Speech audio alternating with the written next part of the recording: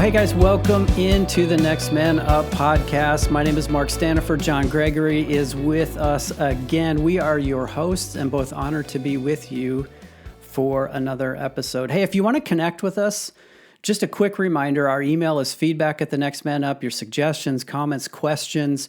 We're also on Facebook at NMU Journey. And if you're so inclined to check us out on the web, you can find us at thenextmanup.com. However you prefer to engage with us, we encourage you and look forward to you doing so. And as always, we're excited that you are a part of this community that is about being and raising healthy and godly men. John, good to see you, man. It's been a bit.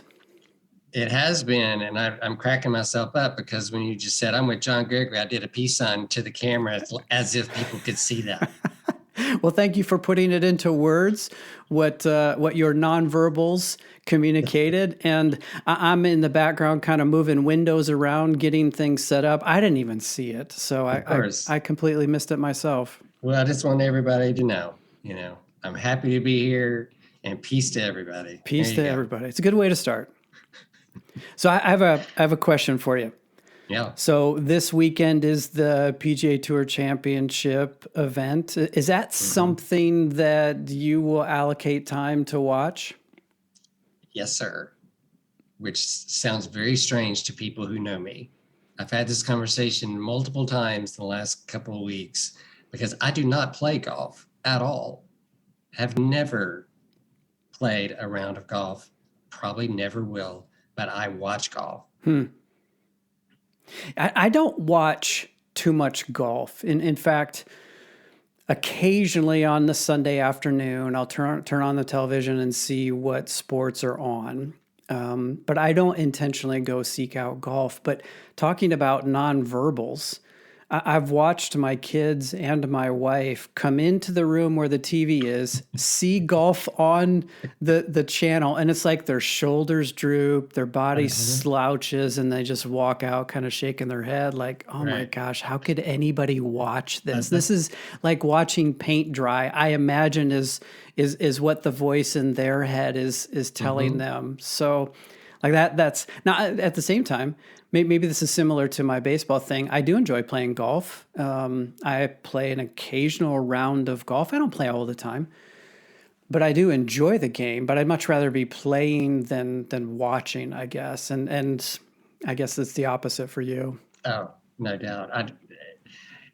Here's the deal. If I know myself well enough that if I were to get the bug, I would hate myself for it. So let's just not bother. Okay. Let's not bother. Why? Say more about that. You teased me and I'm curious. Because the stories about the frustration of the game and yada, yada. I know I would probably not pick it up well. So there's that. And if you're going to have to be out there, just give me a road to run on and I'm fine.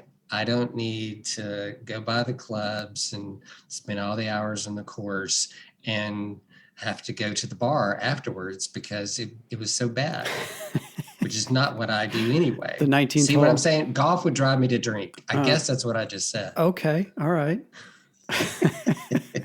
I bet you've never said that before. Not at all. No.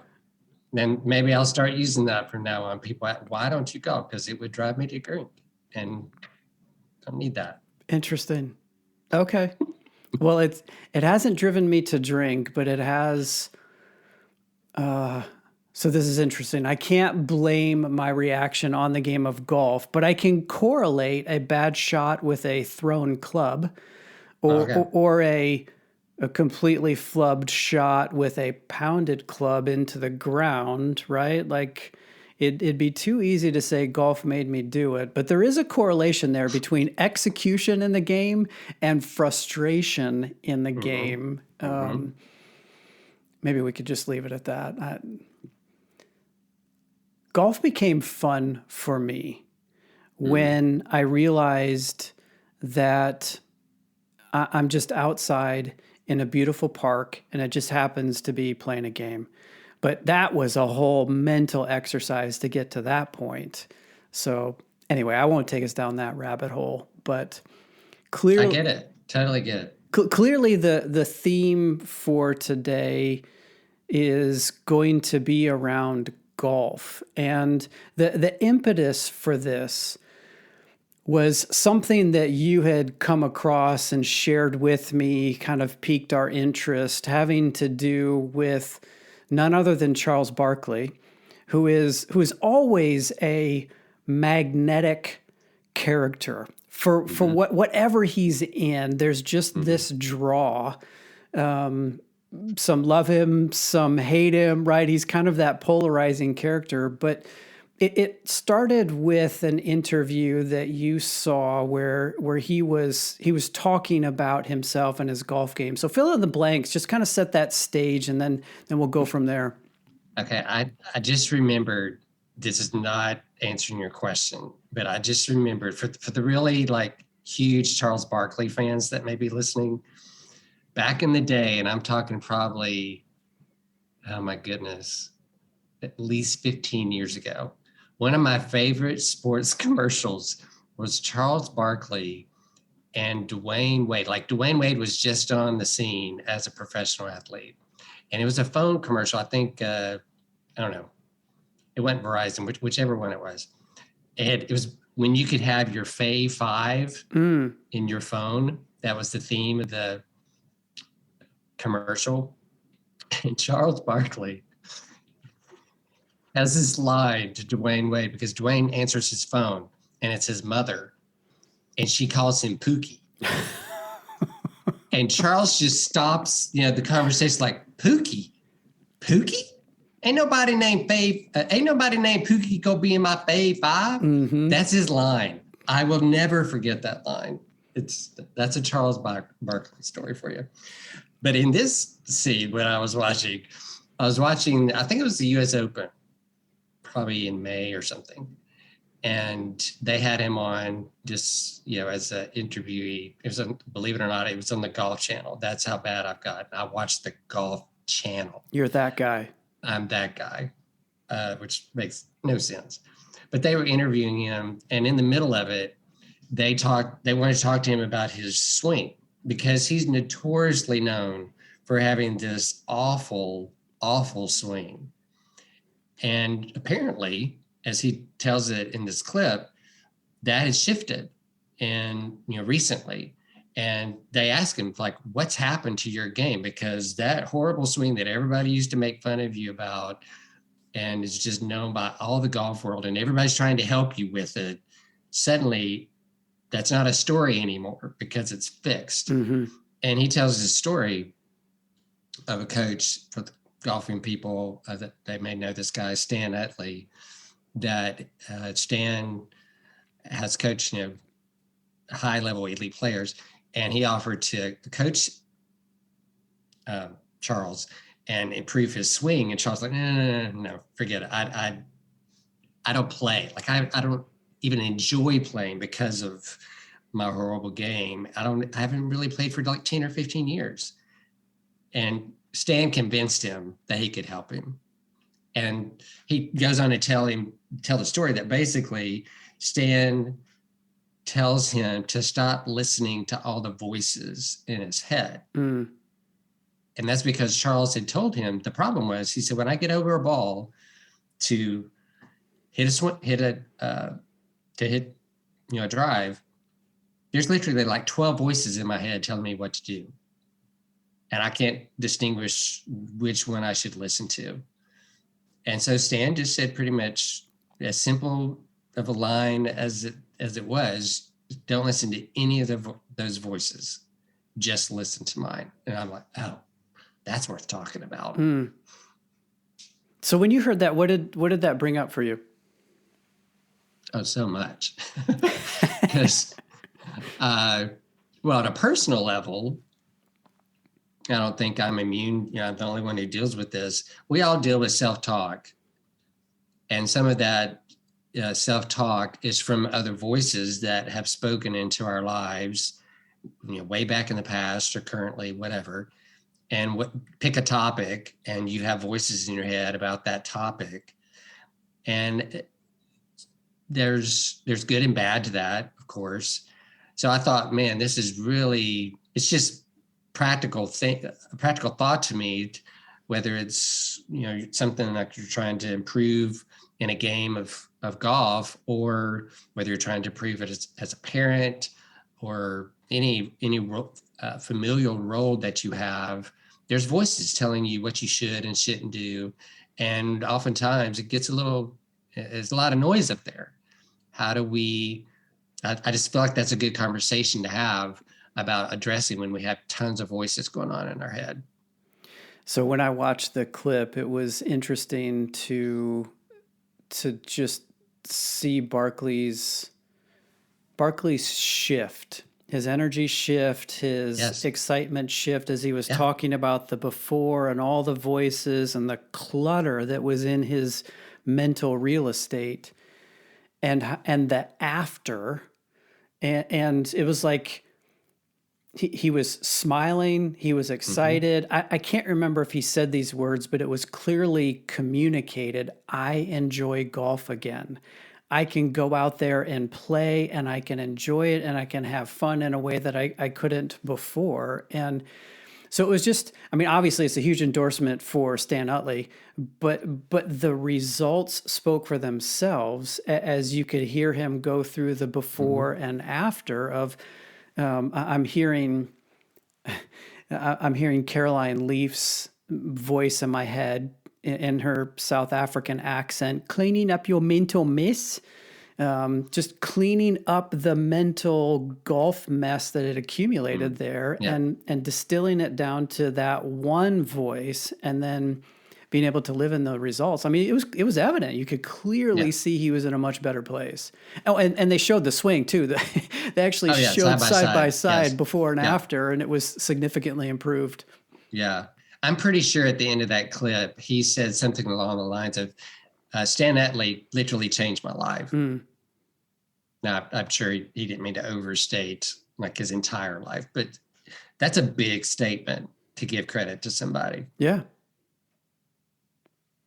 So as I was thinking about it, like that, besides the before and after that was evident in Barkley and what he said and the demonstration that they showed, there were a couple of thoughts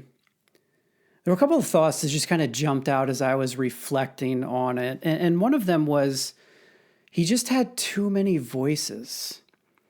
And as I was thinking about that, I'd be curious to hear your reaction to that phrase, too many voices. But as I was thinking about that, like even if they're all good or well-intended voices, they were confusing him. They were cluttering up his space, and as a result, like he's standing over a golf ball, ready to take a shot, and he did not have the ability to focus because he was so distracted in his own headspace that he couldn't get out of his head and get into the flow of the swing and the game. There was just too many voices. Yeah. So that was the first thing that jumped out to me. I'm curious your reaction to that phrase. Well, it's funny. Even I just remembered another golf commercial. Sorry. Eva Longoria, the actress. There's a golf commercial right now. It's been out maybe, I don't know, 4 or 5 months. And she's doing the thing. She's standing there waiting for somebody to teach her how to swing. And there's these, I don't know what you call them, but remote computers where I think it's Tom Watson and Nancy Lopez, I think, are on the computer. And they're both at the same time giving her advice at the same time. And she's just over the ball, and her friend is behind her, and her friend finally just says, just hit the ball. And when she does, of course, it's a made-for commercial, but, it's perfect and it's great. Right. The coach is like, okay, let's just move on. And all these little robot computers go off the driving range. But too many voices. Yeah, that is so possible for us. So I go down a scenario here. Let's say the dad listening to us who's trying to well, we're voices in his head right now. Sure. Yeah. But, Right. yeah, if we're hope you're having a good day, sir. But the work that he's trying to do to, let's say, improve in leading his family financially. Well, odds are he's got his dad. If his dad's still alive, his dad's giving him advice. If he sought out a financial planner, his financial planner's giving him advice. If he just Googles whatever it is he's wondering about, he'll have probably 3 million results, which is another thing about media. I mean, there's so much opportunity for us to get input when we're seeking to make decisions or to improve something. And there is such a thing as getting too much. Mm-hmm. Even too much of a good thing, right? Because like in that scenario, probably 99% of what that guy would read or consume in information would be beneficial information. But how do you process all that? And do you even need to process all that? And how do you simplify it, condense it down into not just an overload of voices, but pick one? Like that's the phrase that's going through my mind. Just pick one and go with it and be okay with it. And of course we could go down that lane too, but like, it's okay to just pick a voice. Yeah. And to focus in on that voice or that source and just be simplified. Otherwise, like I'm thinking about standing in the grocery store in front of the toothpaste aisle. And even if you're brand loyal, inside your brand, there's 100 different options. Yeah. Right. Right? And they all effectively do the same thing. They clean your teeth, they freshen your breath. Yeah. And marketing and a little bit of product development has told us that they're all unique and special and valuable, but just pick a tube of toothpaste and go. Or in the Eva Longoria commercial, just hit the ball. Just take the swing and go from there. We could branch off in so many different directions here, but minimize the clutter, pick a lane and go. Like that's maybe a generic way to say it.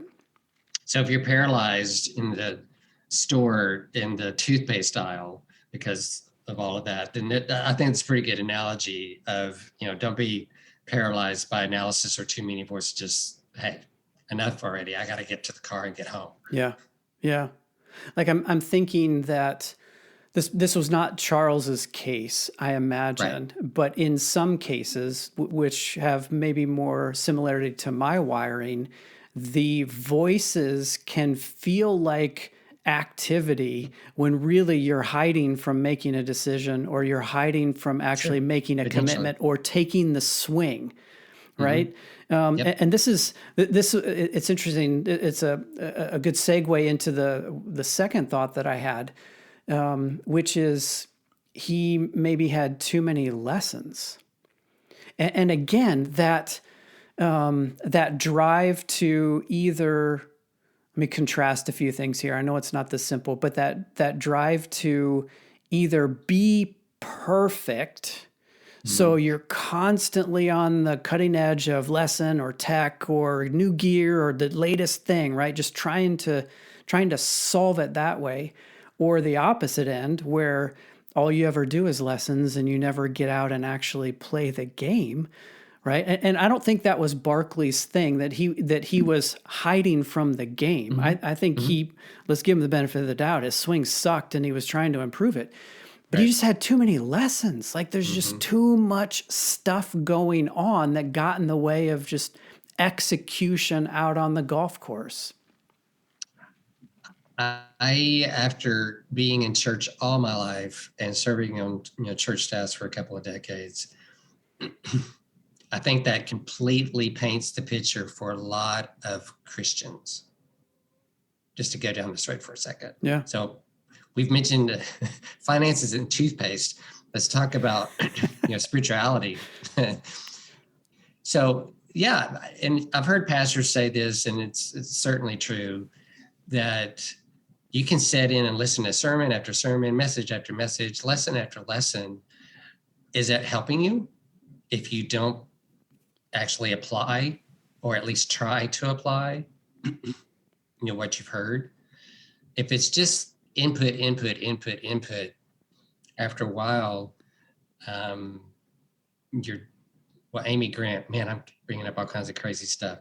Amy Grant had a song, this is definitely back in the day. I think it's called Fat Baby. Does that song sound familiar to you? The title doesn't, but the lyrics, or I'm sure the melody would. I think I'm right on the title, but basically the message was, the song was, you just keep taking in, and you don't do anything with it. Mm-hmm. I think that's true for what you're talking about, having too much input. Yeah. It's interesting, John, just yesterday, Wednesday, 2 days ago, recording this on a Friday. 2 days ago, I was out with a friend doing a hike, just lost in conversation. And I mentioned to him that I went through a season of just reading a bunch of nonfiction books. And it was like this new foray into new genre, and a lot of really good books, really good content, good information. But I found myself reading it, kind of cataloging it, and then moving right to the next thing. I was missing that application step. In essence, I was getting too many lessons from these books, and I wasn't taking those lessons and applying them in the golf game of life, And so like this idea goes well beyond a Charles Barkley conversation and the game of golf. It applies in life. And for me in that situation, I had to come to grips with why am I doing all these lessons? What's the motivation behind it? And is there a better way? Can I reduce the content consumption and increase the application, and maybe even narrow it down, right? Like after reading a number of books on the same topic from different authors, you start to see the same themes.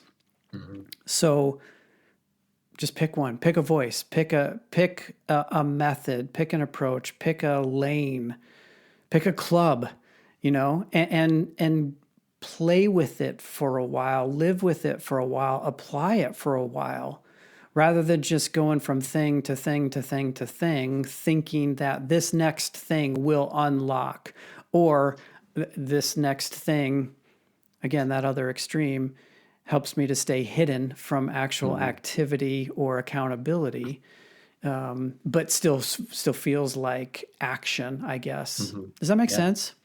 It does. And I feel the need to say this.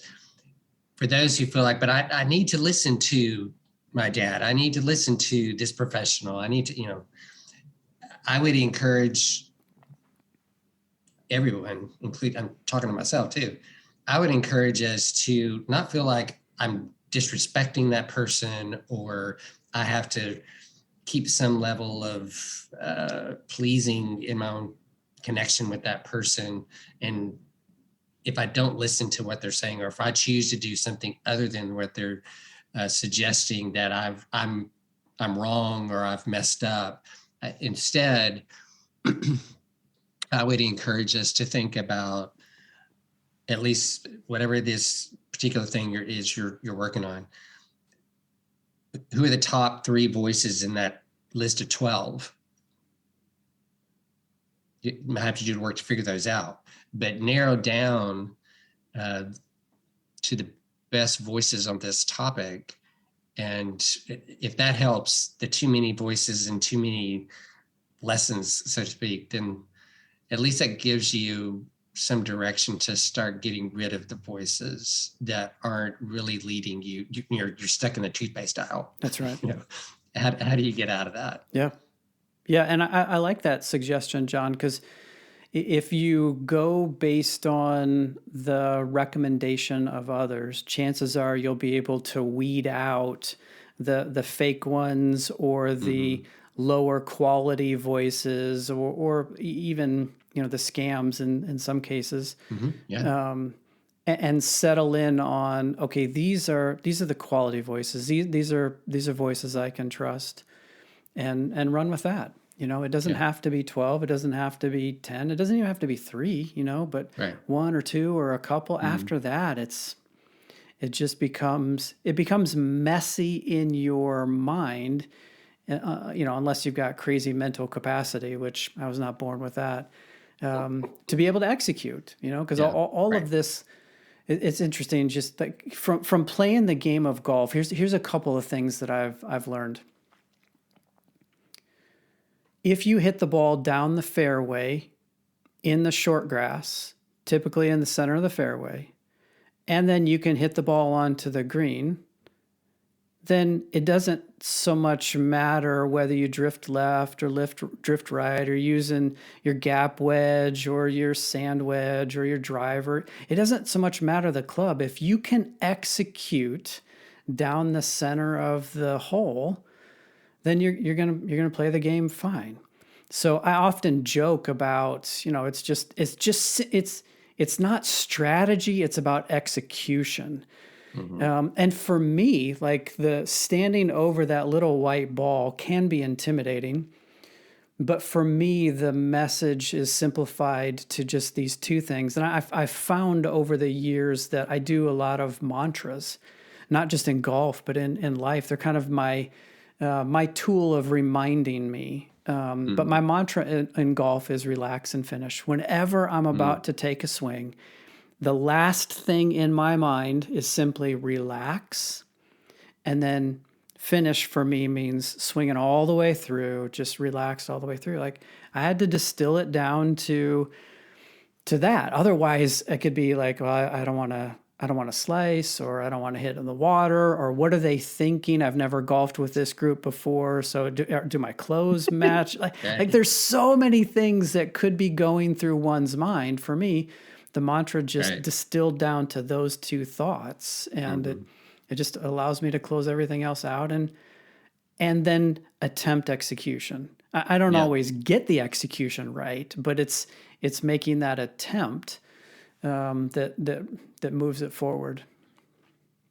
So I want to follow your analogy there and somewhat take us off course, but not really.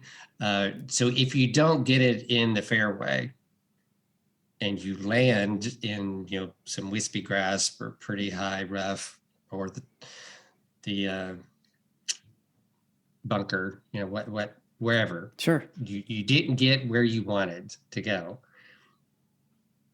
There's voices going on there. Oh, yeah.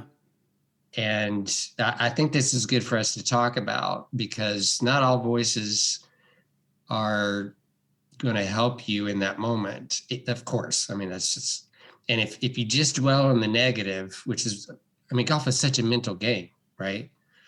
So if you just dwell on the negative, like, I'm about to triple bogey this hole, and I don't know why I'm going to bother. Can I have 5 mulligans, please? If that's where you're going to go with it, then, man, there's an opportunity there for us to at least address when it feels like I've failed, when I've missed the mark. What about that? What about in those moments, the voices that are in my head? Yeah. Does that make sense? Yeah, totally. I wish I could cite the source. I don't remember the source. Somebody close to the game of golf at the professional level. I can't remember. And I don't even know that I knew this person. It could have been something I read or watched. But what I took away from that conversation, or that piece of information, was what we see on NBC or the Golf Channel or whatever. We see those fantastic shots, or we see the A players when they recover from some horrific shot. What we don't see are all the other errant shots that happen at the profession. The best of the best of the best are there because they're able to recover. Not because they're able to hit that perfect shot time and time and time again. They're able to recover. And so each shot is a new shot. They're able to let go of the good ones, right? And we've seen some epic breakdowns and failures on Sunday. Like you go in with a double-digit shot lead to your round, and you end up falling well out of first place. Anyway, the elite players, the elite leaders, the elite fathers, the elite husbands, the elite men and women are able to recover. That's what they do well. And the more they recover, the more confident they get that they can recover from a bad shot, or the more they're able to minimize those bad shots, because it becomes one bad shot, not a bad hole, or a bad first nine, or a bad round, right? It's a bad shot. It happened, and I reset and I move on. But that takes that mental discipline and that resilience and the expectation that it's not all going to go perfectly. So what do you do when it doesn't? And I just have heard too many of the golfers when they're being interviewed after their match, after their round, and something like this is brought up, that they often reference what they are telling themselves. And the interviewer often asks them, what did you tell yourself when you did such and such? And how did you stay in it after you double bogeyed? And they automatically pretty much do what you just said, or they reference, like they've prepared, are mentally ahead, because you're going to screw up. You're going to not drive it in the fairway all the time. So they've already prepared some voices ahead of the time for when they do mess up. Yeah. I think that's just as valuable. Yeah, they've anticipated it. Mm-hmm. I heard a guy say on a podcast a few years back that if I'll finish my thought. There's a correlation here. If your drive home from work is involving traffic, then why do you react surprised when you get cut off, or you get stalled, or there's a detour, right? Mm-hmm. Like, why are you so surprised when something happens, when you know this is your route and this is likely to happen because you're not the only driver on the road? And so if you can prepare for that ahead of time, see that disruption, that errant shot, that mistake, fill in the blank, if you can prepare for that ahead of time, not that you don't want excellence in your drive home or excellence in your game, right? Not that, but anticipating that it won't always be perfection, then you're not surprised when that event happens, and you can, in a more disciplined way, deal with the event and not let it completely deal with or derail you, right? Like it's exactly what you're saying. Anticipate it and be prepared for when it happens, because it's going to happen. Mm-hmm. I don't think I have done that well in my life as a whole.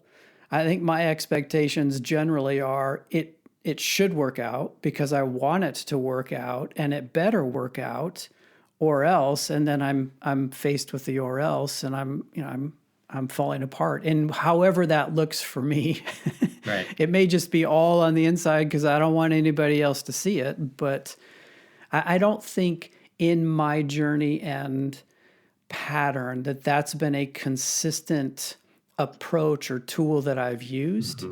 But why not? Yeah. Why not anticipate it and be ready for when it happens? Even when you feel like you got blindsided, because that's going to happen too. Sure. But, those are more challenging. But I was just thinking about particular situations, like, why did I respond that way? Because I felt like I got blindsided. Right. So it's hard to anticipate that, but you can anticipate controlling your emotions, or at least narrowing down the voices that are telling you to do what you know you should not do. break the club over your knee or throw it in the pond, all that. That, tame those things as best you can, as quickly as you can, and get the right voice back in your head. Yeah. I've said this to my kids before, but when expectations don't align with reality, it creates frustration. Mm-hmm. And so part of what we're suggesting here is that realize your expectations won't always be met, and in so doing, you might be able to minimize some frustration. So Barkley's always good for conversation. And this, I think, has, although the topic initiated from Barkley and golf, the application, like what you experience in the game of golf, is so much broader. In fact, I'll just give a plug for this book, Timothy Gallwey's book, The Inner Game of Golf. He's got an inner game series, inner game of tennis, and there might be an inner game of life. The Inner Game of Golf is a really, really good book. Really good book. It's about living in a healthy way, set in the context of how it could even improve your golf game. Not even how it could improve your golf game, but there's so much application. So if you're a golfer and you want to get a little bit smarter and you're intrigued by what we've been talking about, the Inner Game of Golf is a voice I would recommend you consider. Nice. But we've branched in a bunch of different directions here because this is life, and we're talking to dudes that have to live life. They live it in the context of marriage and a family and a fathering, but like this is life application here. And so, guys, just a couple of questions as we land the plane on this episode. The first is this, and it really gets to moving toward application. Again, like we often say, not just information in and out, but application, transformation for you. What voices are in your head? Can you even identify who those voices are, what those voices are? First, take a survey of what's in your head and who you're listening to. And then ask this question: what voices do you want to listen to? Are the voices in your head the voices that you want to be hearing on a regular basis? Are they serving you well, or are they leading you in an unhealthy direction? And then the application there is what or who do you need to turn off? Or in a positive way, what voice do you need to bring into your head or turn the volume up on so that it's a little bit more clear? What are the voices in your head? Who do you want to be listening to? And who do you need to turn off? There's some application questions for you as we round out this episode.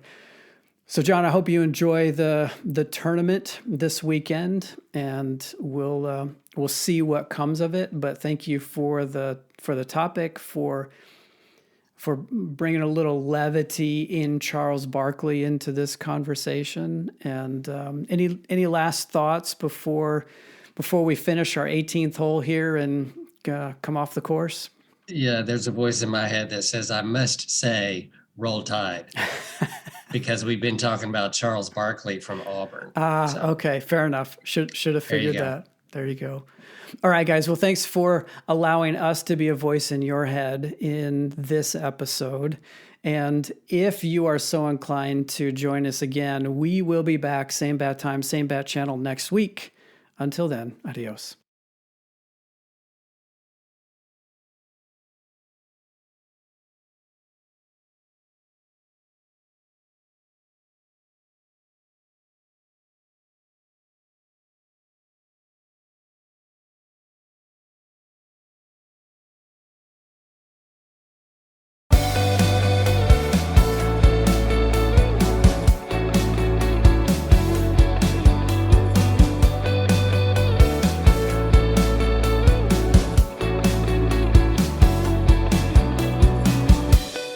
To send us your comments or questions, you can email us at feedback@thenextmanup.com. The theme music is by Jacob Stanifer at Jacob Stanifer Music, And this show is part of the NRT Podcast Network.